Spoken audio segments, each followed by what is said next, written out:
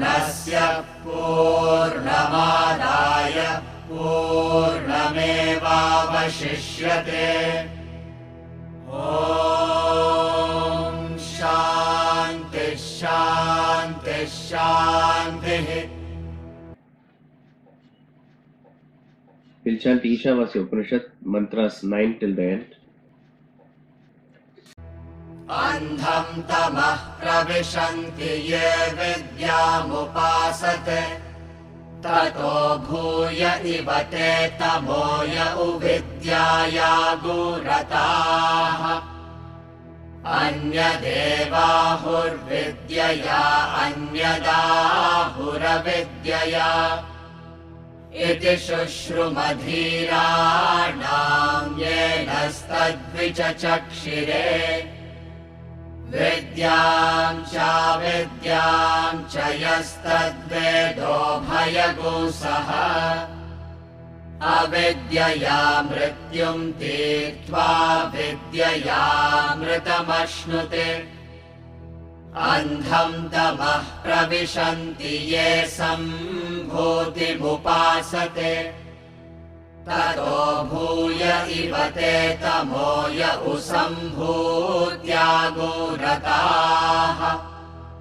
Anyadevahusambhavad anyadahurasambhavat. Iti shushrumadhiranam yenastadvichachakshire. Sambhutim cha vinasham cha yastadvedo bhayagusaha. Vinashena mrityum tirtva sambhutyamritamashnuti. Hiranmayena patrena satyasyapi hitam mukham. Tattvam pushannapavrinu satyadharmaya drishtaye. Pushanne karsheyamasurya prajapatya vyuharashmin samohate joyatte rupam kalyanatamam tatte pashyami. Yo savasau purushas sohamasmi. Vayuranilamamritamatedam bhasmantagum shariram. Om kratosmara kritagusmara kratosmara kritagusmara. Agnenaya supataraye asman vishwani deva vayunani vidwan. Yuyodhyasmajjuhuranameno bhuyishtham te nama uktim vidhema.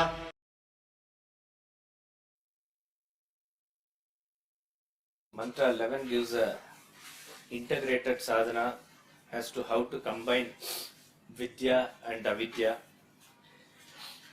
As we are doing the karma, bhakti, jnana in the world which pertains to the world, therefore the interpretation of Avidya here is the practices that we do in the world, but it is done in collaboration with Vidya, which means the subtle intellect is pegged in the thought of the self, and while you are at that, you can perform all the karma, bhakti, jnana. If you do that, what you perform in the world as these actions, they help you to cross over the death, which is interpreted here as relative immortality. All the karma that you do will make you powerful in the world, famous in the world, and then you are known for a longer period of time. That means you live forever. That is called as crossing over death.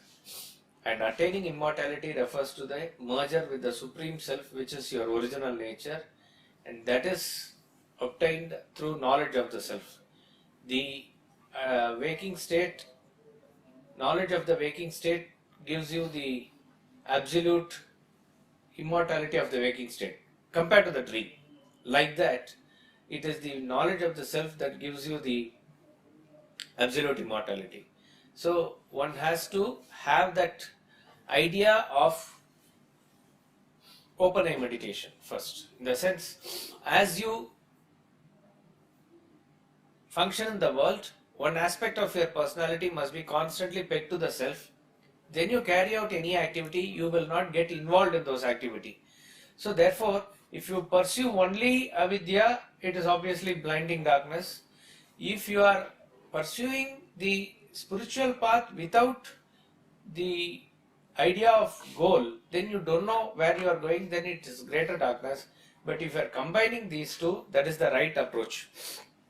Just draw a parallel here to part 2, mantra 4 of Upanishad. That's the same idea is given there. Atmana vindate viryam, vidyaya vindate amritam. Here also he says, vidyaya amritam ashnute. Vidyaya vindate amritam, atmana vindate viryam. By invoking the consciousness in every experience, you are able to gain power in this world.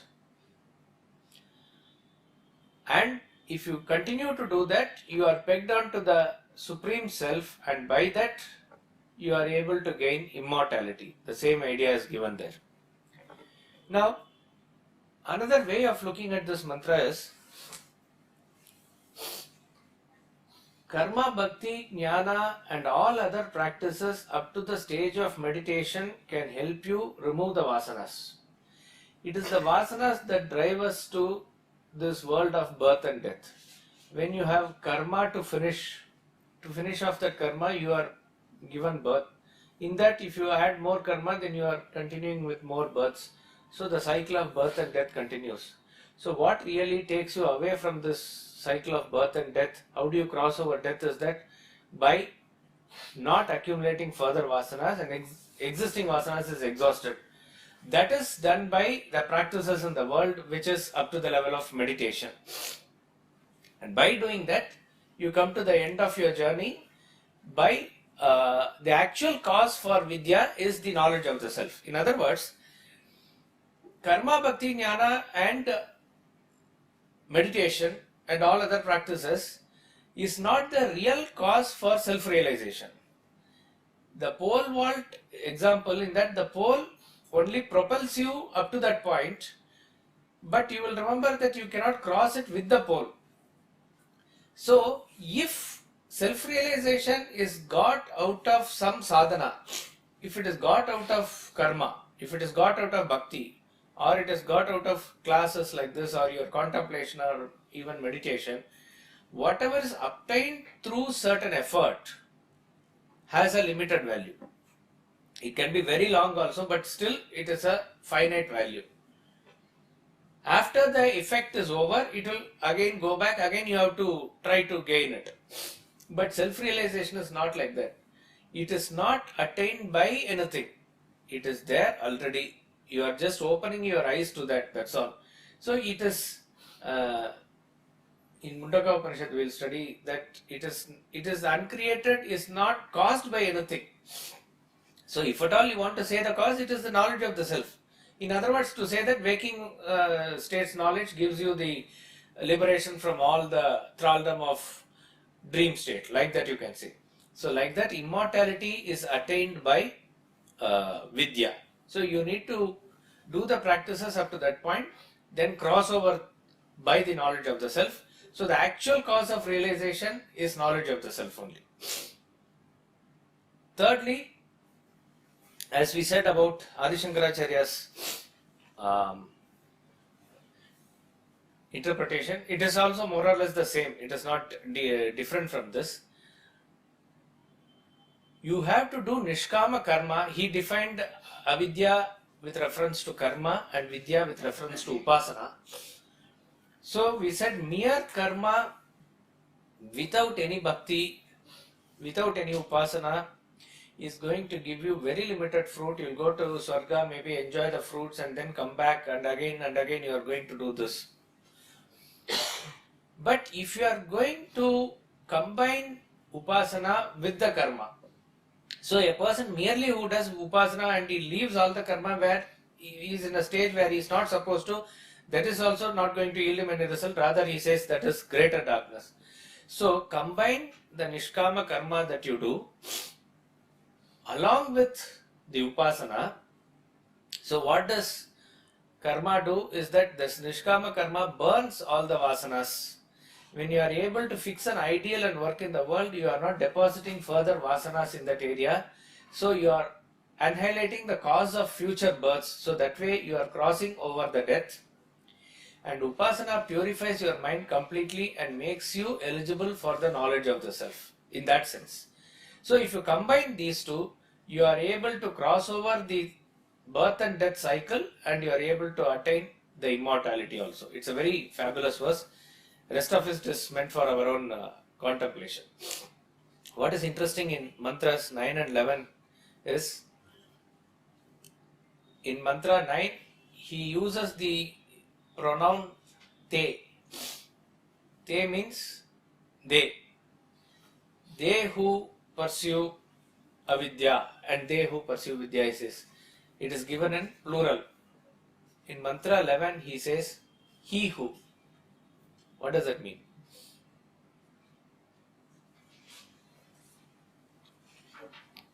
The number goes on Dwindling. The person who is actually able to combine these two and approach the sadhana in the right way is very rare. That is why he says, he who, as singular in mantra 11, and in mantra 9 very generously he has said they who. That means there are a lot of people who are pursuing the vidya, like that it is. He who knows these two, avidya, ignorance, and vidya, knowledge together, having overcome death through avidya, attains immortality through vidya. We'll chant mantra 12 twice. Andham tamah pravishanti ye sambhutimupasate tato bhuya ivate tamoya usambhutyagurataha. Andham tamah pravishanti ye sambhutimupasate tato bhuya ivate tamoya usambhutyagurataha. Those who worship Asambhuti, matter, enter into blinding darkness. But those who revel in Sambhuti, origin, enter as it were into greater darkness than that.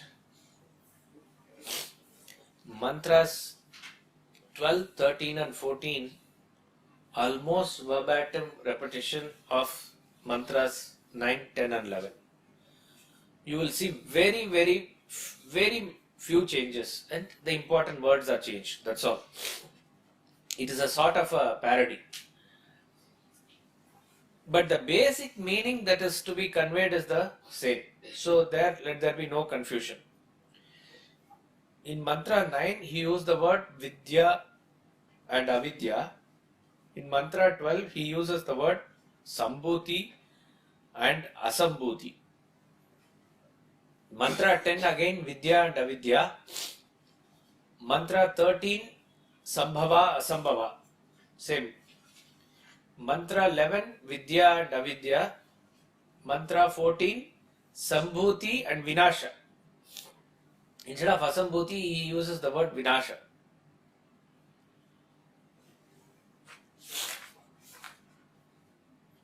Sambhuti means origin. Origin means it is causeless cause. It is referring to the self only. In Sanskrit is opposite. Asambhuti means non-sambhuti. So Asambhuti refers to matter.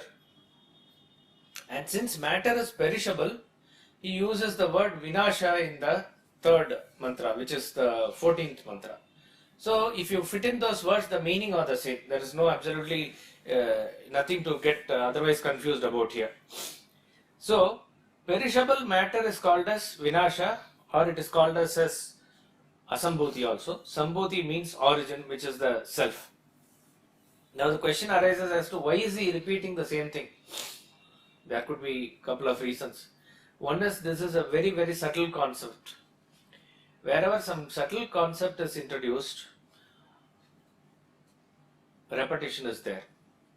This technique we have seen in Gita also, that wherever any important point has to be conveyed, a subtle matter has to be conveyed, then he uses probably the same thing again and again. For example, in chapter 1, 2 times it comes Senayor Ubhayor Madhye. Senayor Ubhayor Madhye means in between two armies. Same term. Chapter 2, verse 10. There also he says Senayor Ubhayor Madhye. That means, why is he repeating it again and again? There is a very important message there. What is the message? That the Bhagavad Gita is given in between two armies. What is the big deal in giving in between two armies? Bhagavad Gita is Brahma Vidya, is self-knowledge. Self-knowledge can be given only if you are distanced from both positive and negative tendencies. That means you are taking a middle path which is beyond punya and apunya. Pandavas represent the righteousness or the punya by doing which you gather more of righteous vasanas. Kauravas represent the negative or papa karma by doing which you are gathering more and more of such type of vasanas. If you are pursuing the knowledge of the self, you have to distance yourself from both. Punya apunya vivarjita pantaha, says Shankaracharya and Bhajagovinda. So that message is given there. Similarly, in chapter 2, verse 64, he says, Atma Vashye Vidhe Atma. Both are same, self-controlled.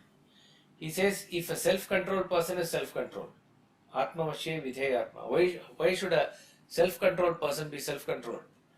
There's again a very subtle message there, that there are two types of self-control that he's talking about there. So, these are indications. These are very small indications as to why it is given.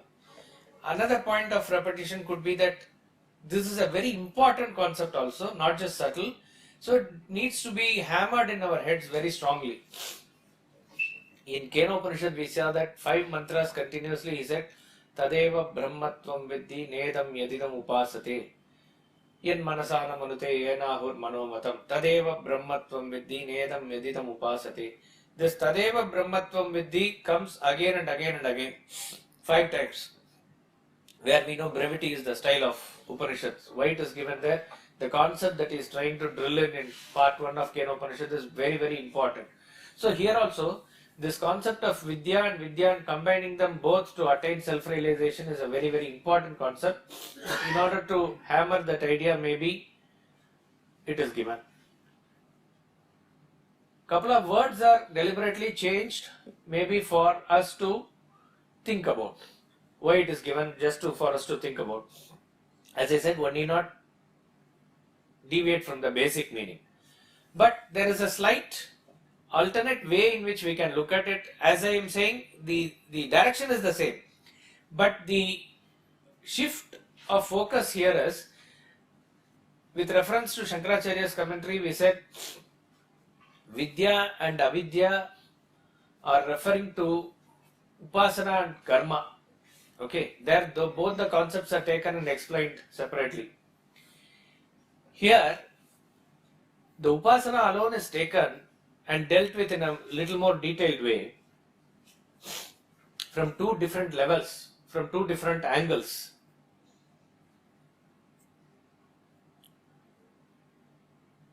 In our concept of worship, various people worship various gods. Right from Vedic times, we are used to worshipping various gods. You have gods like Indra, Rudra, Varuna, Yama, various, Surya, lot of gods are there. Each and every god is assigned a particular department, as it were. If you want knowledge, you worship Saraswati. If you want wealth, you worship Lakshmi. If you want power, worship Durga. If you want success, worship Ganesha. If you want arogya, health, worship Surya. Like that, various aspects of worships are given. A person The pursuit is the same. Avidya. Avidya is what you want to pursue in the world. That pursuit, you can attain it through hard work of karma also. You can attain it through worship also. It's very interesting to note what really gives you whatever you are seeking for. Suppose if a man wants wealth, he just thinks of wealth, wealth doesn't come to him. What do you say? You need to work for it. Obviously, when you work for it, it is going to come as a result of it. The bestower of the fruit of that result, which is wealth, is not the karma. Performance of karma is in your hands. The result is not in your hands. Who gives the result is that Supreme Self only. Okay, according to your karma, who bestows the result upon you is that Supreme Self. So even as you say, the smaller gods who are representing or manifestation of the Supreme Self are giving the results, they are not independently giving, they are as though giving by the law ordained by the Supreme Self only. So what we need to understand is the performance of karma is in the hands of the individual. The writing of the results is not in our hands. Somebody else does it. Sometimes you do certain mixed actions according to which it will come, etc. But according to your action, the results will come. That gods are not going to prevent it. They are going to only give it, as it were. Now, when a person does karma, he has no concept of God, he has no concept of bhakti or prayer or anything. We see even various people successful in the world is that they do the right action in the right way, they sacrifice in the right way and they get the result. They need not even go to temples, they may be atheists who don't believe in God or they don't have time for any such pursuit whether God is there or not. But they are just successful, they are getting various results that they want. They want to put up a factory, they are getting it.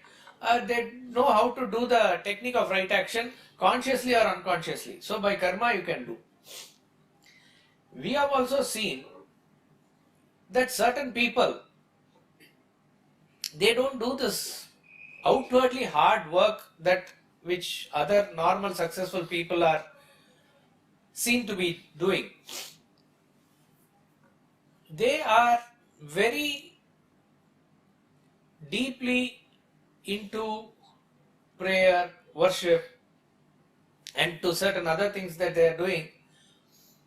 But whatever is required for them is provided. That way it comes. It comes directly or indirectly, or it could be anything. It could be, through association with somebody or something or the other, they are getting it also. And they firmly believe it is by worshipping is what they are getting. Even as why we are, according to the law of nature, Vedanta says, the moment you think of any object of your desire, it should come to you. That is the power of your thought, it should draw. Why we are asked to do hard karma is that you are not able to rise above that thought and allow that object of desire to come in. So therefore we are asked to do a powerful karma like that. That's why when you do certain puja and other things in your house, suppose you are wishing a profit of the business or anything, you are wanting a son or something, then the priest says first have a sankalpa that I want this. That sankalpa or thought is the main thing. Without that thought you are not going to get it. But you have to rise over the thought to allow that thought to fructify. That we are not doing. Therefore you do the hard karma. In karma what you are doing, you are setting aside the thought and doing offering. You do this to Indra, this to Yama, this to Agni, like that they are doing the offering. All this is the methodic practice that is given for the thought to fructify. This is called as karma. If you extend this karma can be said as you put up the factory, you plan, you get the government approval, all this is step by step that you do. But original thought is that this has to be there. But if you cling on to the thought, then you are not able to concentrate on the action, you are not going to get the result. But you must have the thought, then set aside the thought and plunge into action. That way we say action is going to yield the result. Action per se is jada, it is not going to yield the result. If the performance of karma is by a conscious entity, which is the individual, the result also has to come from a conscious entity, but that is not the individual. The result is coming from somewhere else.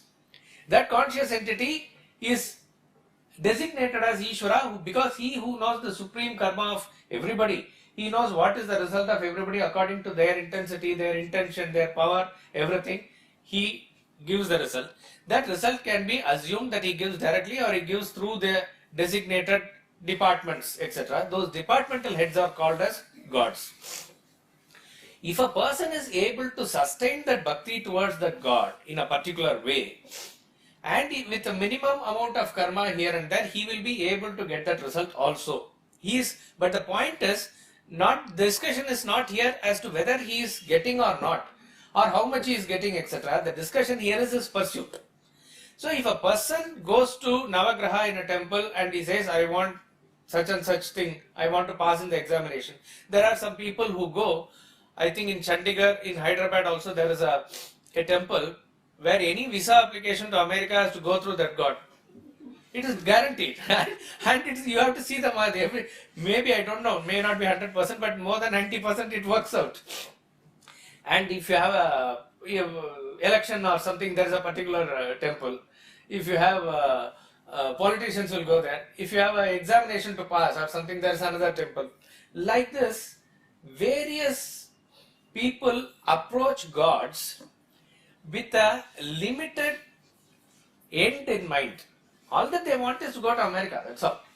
All that they want is to pass the examination, or they want to become millionaires, or they want a particular type of marriage, or whatever it is. All their focus is, if I go and do this puja to this particular god and this is the thing, that is what their pursuit. Such people, he says, are andam tamaha. They are just again pursuing whatever is given in the world, nothing more. They are not wanting anything else. So such people are pursuing blinding darkness. Now this is again not the context, but there is a parallel. In chapter 7, yes. If the sankalpa is different from what you deserve or what God wants to give you for self-realization, will you get it? God wants to give you for self-realization. But if you are not wanting self-realization, why will He give you? No, if you want something but you don't deserve it, you have a sankalpa for it but you don't deserve it, then will you get it? See, deserving is nothing but desiring plus working for it. Okay? If this thing is fulfilled, God will not stop it.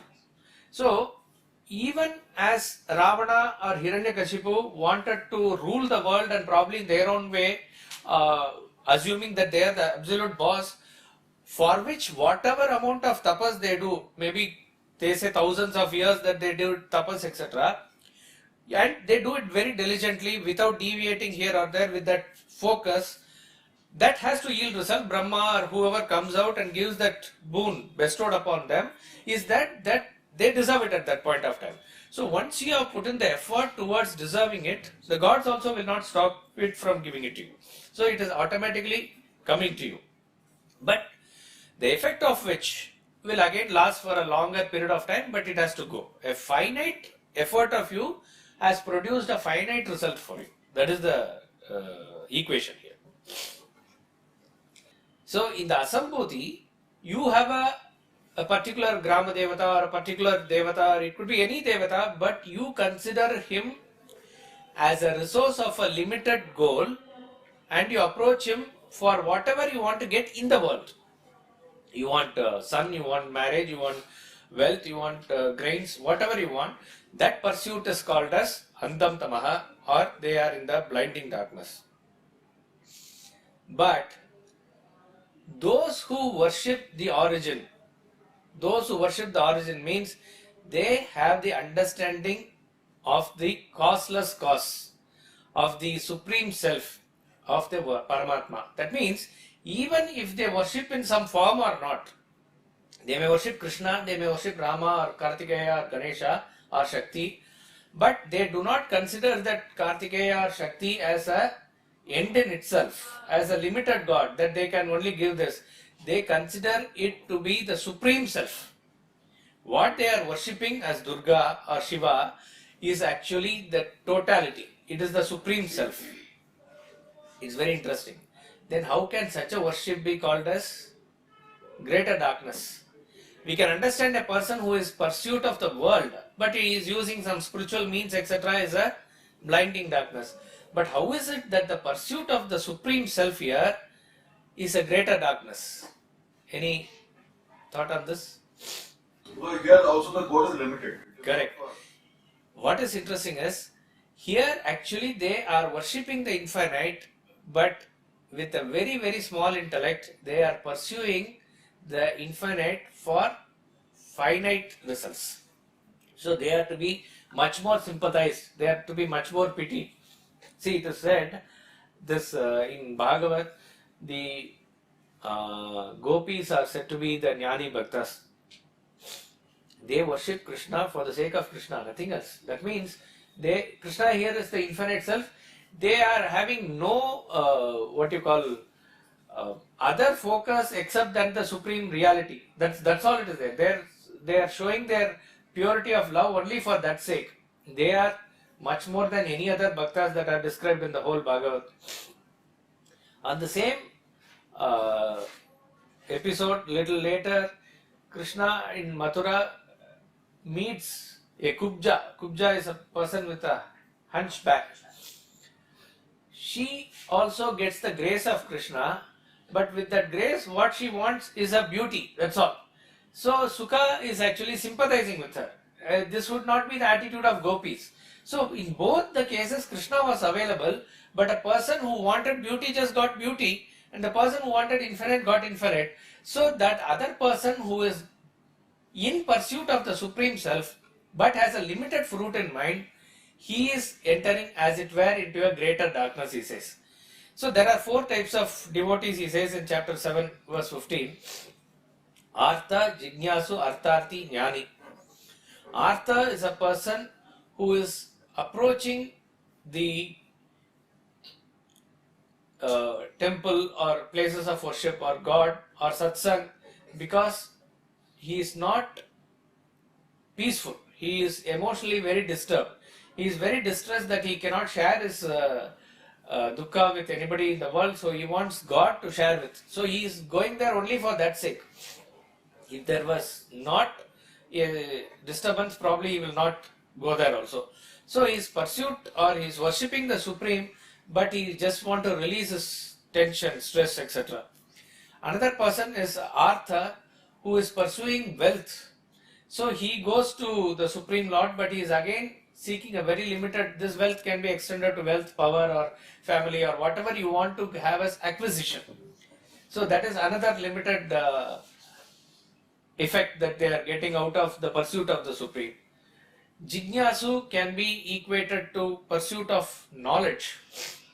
So a person who is pursuing knowledge, but even if he is pursuing not just worldly knowledge, even if he is pursuing spiritual knowledge, we can write a thesis on Upanishad, get a PhD, or we can make various seminars and other things out of it, the result of which is again name, fame, position in the world. So he's got the Pashyan api chana pashyati mudaha, says in Bhajagovinda Adi Shankaracharya. So the person who has got the capacity to see beyond, he is restricting his vision to see a very, very limited thing. He is called as a Jignasu here in this interpretation. On the other hand, Jnani is one who is a self-oblivious, non-utilitarian worship he is having towards the self. That means nothing for the sake of his body, mind or intellect. For the mind is the Artha, for the body and the related pursuit is the Artharthi, for the intellect is the Jignasu, but this Jnani has nothing to do with any of these equipments. He is just wanting to pursue the self for the sake of self-realization only. That is the right pursuit. So, this mantra can be equated, or those 3 can be remembered, that you are pursuing the self, fine, but you are again caught up in the world. He is in a greater darkness. Again, the reasons for the greater darkness is the same, that again and again, if you want to come out of it, you have to use the same worship only. But to shift it to the thought of the self is much more difficult later. So there is not any difference between one darkness and other darkness. But the pursuit has to be of the Supreme Self only. That is the greatness of any pursuit here. So it is something like this. See, a person wants to, let us say we want to um, conduct this yajna. At the end of every year, we conduct the yajna, which is a great thing. What is the idea behind the yajna? Idea behind the yajna is that this great Vedantic knowledge through Bhagavad Gita is to be spread. So we invite a speaker who is competent to speak, and then we try to gather people so that whatever benefit we have derived, we need to put in effort to pass it on to little more people. That is the idea or attitude behind the yajna, for which we collect funds, we print souvenir, we do various other things which are all pursued for the same. So therefore, pursuit of funds or anything here is with reference to the supreme aim, which is conducting the yajna. So this person has the capacity to go to a clerk in the office who has the capacity to sanction 1,000 rupees, he gets from that. Okay, this person is not really knowing what he is doing. He is saying go get the money, means he goes and get the money. That's about all. He is not knowing what he is doing, why he is doing for. This is one type of thing. Another person, let us say, by chance, he has a chance to meet, for example, I am saying it could be the Birla or the Tata, etc., who has the value for the knowledge also, let's assume, and who has the capacity to conduct the whole yajna single-handedly also. To them you go and you say, sir, please give me one souvenir advertisement for 10,000 rupees. What you will talk of that person? A person who goes to a clerk and gets 2,000 rupees, and a person who goes to a person like Birla and you gets 10,000 rupees, you will say this person is more idiotic person. Where you have only must have the smartness to explain the cause and the whole thing will be done. Now when you have the capacity to get the everything from that pursuit of the self, and you are going to get a very limited result from that pursuit, you are actually in greater darkness. Swami Ramatirtha gives it in a form of a beautiful story. Positively saying, there were various dancers who came to entertain the king in the court, and he was very thrilled with everyone. And then he said to everyone at the end of it all, I am very pleased, you can ask whatever you want. So everybody asked, somebody wanted a diamond necklace, somebody wanted a piece of land where she can build a house, everything was granted. The last girl, she didn't ask anything. So the king said, he insisted, anything means anything you can ask, I will give. So she said, I want you only. So she got herself married to that king. That is the right way. Once she has got herself married, she is the queen. She owns everything. That must be the attitude. So in other words, when you are pursuing the self, what will you not get? What will you not get? You will get everything. The moment you have the person who is bestowing all these fruits itself in your hand, what else do you actually need? So if a person is oblivious to this and he is pursuing a very limited fruit in the world, he is actually a very gullible person. So that person has to be pitied more. So therefore he is saying that he is in a greater darkness here. Yeah. So at my level, when I meet people who I consider to be very enlightened, they are enlightened, don't really consider by the society. But obviously, most of them, I would say rather all of them have a limited goal again, planet goal. So if I start thinking that, they are heading to learning darkness, or for that matter, they're not on the right path, so my thinking will become negative. So while I need to pursue the everlasting this thing, but when I look at people who are very enlightened, start thinking like that, so my way of life becomes totally disturbed. No. The point is, again, you are contradicting yourself by saying when you say they are enlightened and they are pursuing very limited things, how can they be really enlightened? All that you are saying is, you are inspired by certain people, but they are not maybe the highest. They are something higher than you, which is fine. See, all that you can learn from every other person which is inspirational is fine. But the pursuit of that learning is also through the knowledge only. So you are wanting to get inspired and pursue whatever they are doing, and you want to maybe even exceed them and do further, is based on what? Is based on this knowledge only. Otherwise it becomes a limited end by itself, that you can build a hospital or you do certain things even unselfishly. It is not an end in itself. That will only give you certain amount of benefit. It will give you certain punya, nothing beyond it. So you need to go beyond that also. You can use them as a, when I say use them, not in a selfish way, you can use them as inspiration, you can use them as guidance in certain areas, but they cannot be the absolute that you are pursuing. Yes, sir. When you talk about Artha, there was an Artha called Draupadi. There was an Artha called Gajendra. Is there any difference between the two? Gajendra wanted probably Mukti. Draupadi wanted only, her present troubles to be thought. Gajendra also did not want Mukti. He was also in a distress at that point of time where he called. But obviously because of all his previous karma which was over, he was given the Mukti also. Because he was a great king before where he had done all the sadhana. That is the story. But the point is, when we discuss Draupadi or Gajendra in this context also, we cannot just categorize them as Artha Bhakta only. See that in a Sabha where everybody is not in their proper frame of mind, even the right people like Bhishma and Drona, where even Pandavas were in the mode of gambling and lost themselves, in such a Sabha where by nature she tried to protect herself and could not do, she is calling for help of the Supreme, where she believed Krishna to be the Supreme Self itself. So it was because of that distress call that Krishna says, I am indebted to this family forever. Like that he says. Though the point of calling was Artha, Draupadi is much, much higher than that. Gajendra is also much higher than that. Obviously, that he is taking the flower daily is also to worship God only. All those past vasanas don't go away from him. But in both cases, the essential lesson is surrender. Absolute surrender is what is going to get you out of the situation. That is the lesson that we learned. Sir, in continuation to what he asked, Draupadi has completely surrendered at that time and she has received his support. But subsequent to that, what we are seeing is that, okay, she doesn't ultimately achieve the self-realization, although she is the one who can really surrender to him.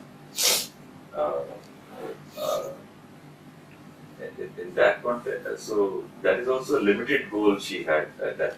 Yeah, if you look at it that way, it can say it's limited. But when it comes to characters like Draupadi or Arjuna, we don't talk about self-realization, etc. because they are given even as amsha of great devas and devatas. So this should not be compared with any normal human pursuit itself. So that is completely different. But at that point of time, her surrender was complete. So the lesson for us is, irrespective of whether we are at any level of our spiritual evolution, at any point of time where your mind gets completely surrendered to that self, then you lose that individuality even temporarily, you become the infinite. That is why finite efforts of Dushasana could not uncover infinite who was represented by her sari. It can never, it kept on growing. So the finite efforts cannot uncover the infinite. The mortality and getting the absolute mortality.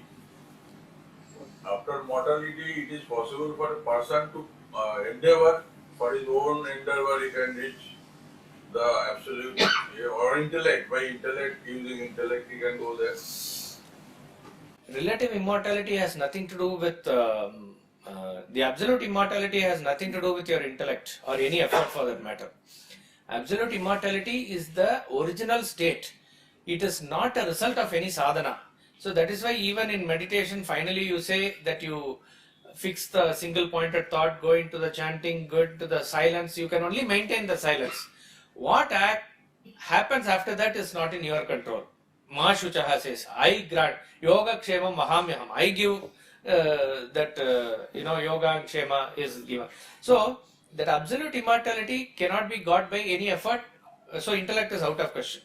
Relative immortality here he is talking about is that you are not dead even after your body is gone. You are living through your work for ever or for longer time. That is through all the efforts that you have put using your intellect and other faculties. That is the relative immortality.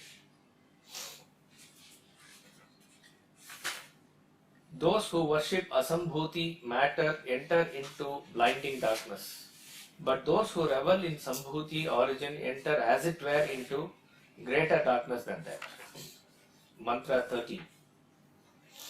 अन्यदेवाहुः सम्भवादन्यदाहुरसम्भवात् इति शुश्रुमधीराणाम् येनस्तद्विचचक्षिरे अन्यदेवाहुः सम्भवादन्यदाहुरसम्भवात् इति शुश्रुमधीराणाम् येनस्तद्विचचक्षिरे. The wise have declared that the result of Sambhava origin and Asambhava matter are distinct and different. Thus have we heard from those who have expounded that to us. Again, we have to feel the humility of the great masters who says that all that is given to us by the great masters.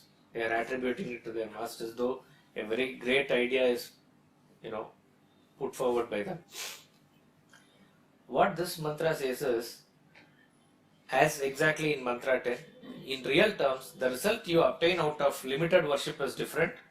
The result you obtain out of worshipping Paramatma is different. In other words, with limited worship, you can get everything up to the level of Brahmaloka also. That is the highest. Brahmaloka is the highest, where Brahma resides. That is the highest point of heaven. So depending on all your upasana and various types of worship, you can get various results. All these results are terrestrial. In chapter 9 that we are chanting now, later it is going to come, Kshine Punye Martyalokam Vishanti. After all your punyas are exhausted, you fall back from heaven into the Martyalokam. That means you are not crossed death, you will come back again here. Again in chapter, 8, he says, A Brahma Bhuvana Loka Punaravarti Arjuna. Up to Brahma Loka, O Arjuna, Punaravriti. Punaravriti means you will come back again. So, it is technically said, up to karma will take you up to Swarga Loka, and then upasana will take you up to Brahma Loka. All this is subject to return. So, till we are crossing over to the self-realization, all this is subject to return. So, therefore, the pursuit of Asambhava, which is matter, is a path of return. But if you pursue Paramatma diligently and properly, that result is different. You will get this self itself. So therefore this mantra is very clear. Whatever is the result that accrue to person who is pursuing matter is different. The result that accrue to a person who is pursuing spirit is different. You get self-realization as that. In other words, you can have the motivation in life as dharma, artha and kama, which is part of the world, or moksha, which is beyond the world. So either of this can be your pursuit. If you pursue this, you get this. If you pursue that, you get that. That's the difference. Mantra 14. Sambhutim cha vinasham cha yastadvedo bhayagosaha vinashena mrityum tirtva sambhutyamritamashnuте. Sambhutim cha vinasham cha yastadvedo bhayagosaha vinashena mrityum tirtva sambhutyamritamashnuте. He who knows these two, Sambhuti, origin, and Vinasha, perishable, together, having overcome death through Vinasha, attains immortality through Sambhuti. Exactly verbatim the same, as I said, except he uses the word Vinasha and Sambhuti. So that means, combine the worship of the perishable with the ultimate. What it really means is, at every stage, whatever worship has to be done, please do it. But with the understanding that all the limited gods are also nothing but expression of the supreme reality. This understanding must be at the back of your mind. See, a person who is viewing Indra as merely Indra, a god with certain powers, he will pursue Indra for those powers, for that type of a thing, and that's all he will maximum get. But if you understand Indra to be the hand of the Supreme God, the hand has no separate existence of its own. The moment you are worshipping a hand, that means that actual worship goes to the person who is the owner of the hand. You are not different from your hand, right? Like that, the Supreme Being is not different from the hand. That means the Indra that you are worshipping is not somebody who is different from the Supreme Self. That is why in the Upanishadic, certain Upanishads, we find each of these gods themselves are the giver of the knowledge of the self. In next Upanishad that we will see, Kaivalya Upanishad, Lord Brahma is giving the knowledge of the self to Ashwalayana. In Mandukya, I think Varuna is giver of the knowledge of the self. That means each and everything is the embodiment of the Supreme Self only. But for the sake of convenience, we understand different aspects of nature. So you are able to visualize Surya as the eyes of the god. You are able to conceptualize Indra as the hand of the god.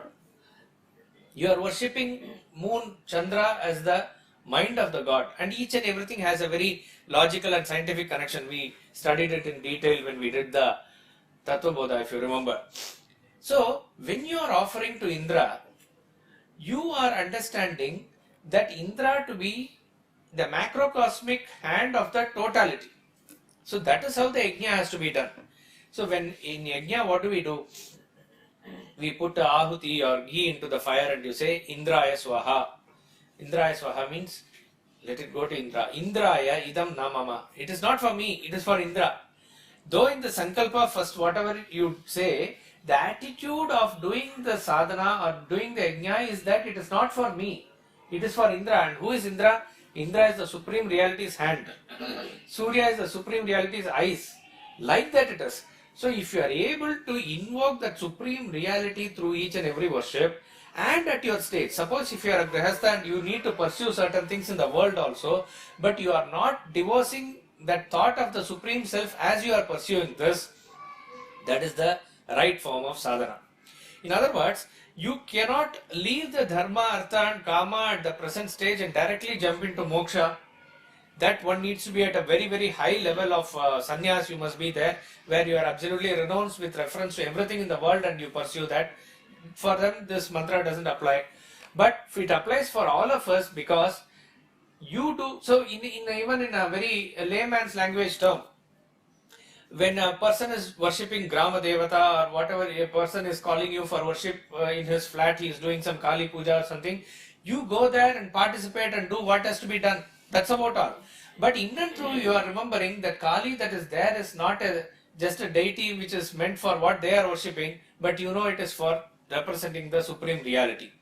So in this way, if you are able to combine the perishable with the imperishable, if you are able to, so even as you are pursuing certain things in the world, if you are able to oblate it to a supreme goal, if you are pursuing knowledge, that knowledge is for me to go towards the self. If a person is being in politics, wanting to do service through that, and that is not an end in itself. He wants to attain self-realization through that. If a person is wanting to put up a factory, gather profit and everything, it is by which he will do more karma yoga and wants to go towards self-realization, that attitude. So by which you are combining the worship of both perishable and imperishable. By following the perishable, you are crossing immortality. In other words, when you are doing that way, as I said, Indraya, Idannamama, etc., you are burning your vasanas and you are creating all the necessary things which will not push you back into the death and birth cycle. So you are crossing death. By the thought of the self, you are ultimately going to get self-realization. In other words, through whatever means you do, the ultimate self-realization is bestowed by the Supreme Lord only. So by worshipping the self, you attain the self. In the same 9th chapter, Krishna is saying, those who worship nature, go to nature. Those who worship Pitrus or the forefathers, they go to the Pitrus Loka. Those worship, whoever is worshipping whatever, he is going to that Deva, Yanti Deva, who is worshipping Deva, they go there. Mad Bhaktya Yanti Mamapi. Those who worship me, come to me. So finally, your thought of the subtle intellect behind all worship is that I am going to get that self-realization only. With this thought, when you worship, you are finally getting that. So this is a combined pursuit. This is called as a integrated sadhana. So let your worship of each and every god or goddess be wholesome. You need not reject that god or goddess or anything, but when you worship that god or goddess, you have to look at the totality picture and not look at it from a limited point of view. This is the difference here. Such a person is very fulfilled in the world. He crosses death, and that is nothing that he needs to enjoy further in the world. So there is no question of him coming back into the world. Through knowledge of the self, he attains immortality. A very fantastic truth. He who knows these two, Sambhuti, origin, and Vinasha, perishable, having overcome death through Vinasha, attains immortality through Sambhuti. So what I suggest is this mantra 9, 10, 11 or 12, 13, 14, both are same. Try to gather your own points and try to write a paragraph on each of the mantra by yourself. That will probably give a indication as to the clarity of our studies. Not only that, it will make you more clear with reference to your own pursuit also. What you really want to achieve and why you want to achieve, this thing will be more clear. So anything that is divorced from the thought of the self is only cautioned as darkness. Per se, nothing is apart from divinity. But how do you combine that and oblate to divinity is the key. So with objectivity, with the thought of the self, if you are able to pursue anything in the world, that pursuit itself becomes divine. We'll conclude with the bhajans here.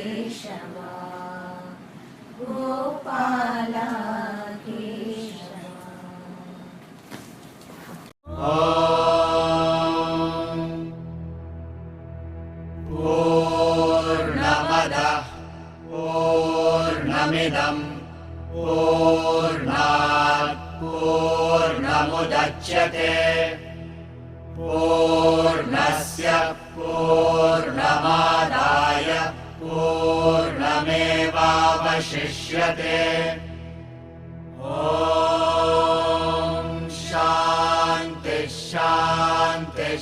शान्तिः